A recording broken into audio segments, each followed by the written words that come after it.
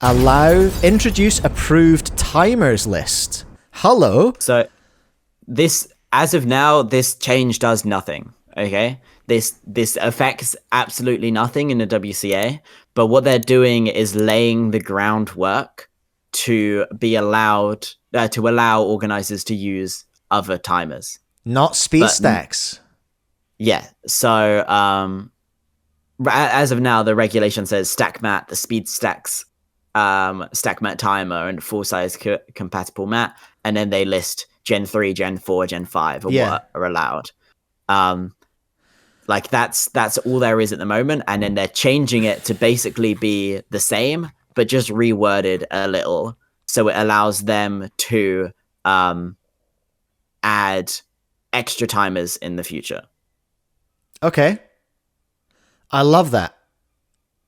Yeah. So like as of now, nothing's changed, but it like they literally say here, the WCA is exploring the approval of other timers by other manufacturers. That's because Rubik's have made one. 100%. Yeah, although the approval process for other timers has not been finalized, it is expected that these timers would be required to meet certain minimum specifications and undergo testing before being approved. That makes me ask, what was the approval process for stack mats? I think it was just all that was around at the time.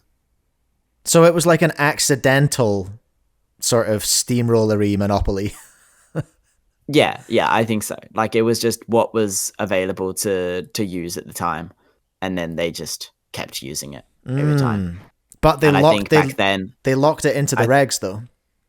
Yeah, and I think back then, like their speed stacks had a better monopoly over patents and stuff like that as well. So yeah, because their G4 patents have expired now, but they still have the 4-pad ones for a minute, right? Yeah. I think they've got the 4-pad ones pretty secured. Interesting. That is cool, because I think now that Rubik's are making a half-decent timer, they could make a V2 that was even better if people really don't like the Rubik's timer. Like, I think that's such an obvious partnership. It's what Rubik's want. It's what the WCA wants. More sustainable long-term sponsorship partnerships. I think that's a really good direction, personally, for them to be heading in. No, it's good. I mean, I wish they were moving towards a 4-pad, like a 4-pad direction. Or see, I don't like one of the biggest disadvantages to moving to 4-pad is then you're slipping back into SpeedStacks's monopoly. Yeah. Right? They have a monopoly on 4-pad. They've got the strong pattern, and we're so close to breaking out of their like firm grip on timers, and we hate them, and we want to have nothing to do with them. And if we commit to 4-pad, we're locked in. We're locking them in that's again. It. 10 plus years, we're locked into using those. We'll use Gen 6 with their 4-pad, Gen 7, who knows? Yeah. Yeah, that's tough. Because I think I'm with you that I think I want 4-pad. Yeah. But I don't want speed stacks. Yeah, exactly. But they invented 4-pad, which is fair enough.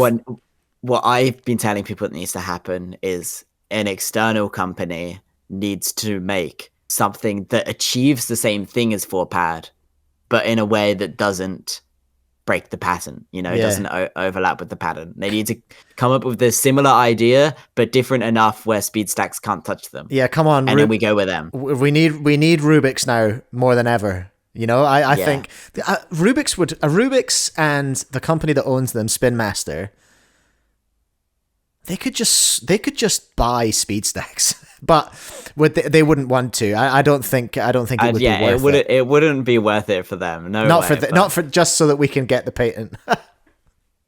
Yeah, I've heard from secret sources that the WCA were in talks of Rubik's as the time was being made. I can imagine. I bet they were. Did not ask for Rubik's to try anything fancy with 4-pad or something similar. So say that again. They didn't. They intentionally told them not to, or they. I think Rubik's were like, "Hey, do you want us to like look into some sort of like 4-pad thing or similar?" and the WCA were like, nah, don't bother. Okay, so is that suggesting We don't like that. Like, no, we don't like that. No, yeah, because that means that WCA aren't taking 4pad that serious, I guess so. or they're comfortable, or they're comfortable with the relationship with SpeedStack. I don't know. You can read that in a couple of different ways, eh? Yeah. And Aaron's just said something that I was just thinking as well. I feel like SpeedStacks might go under without cubing.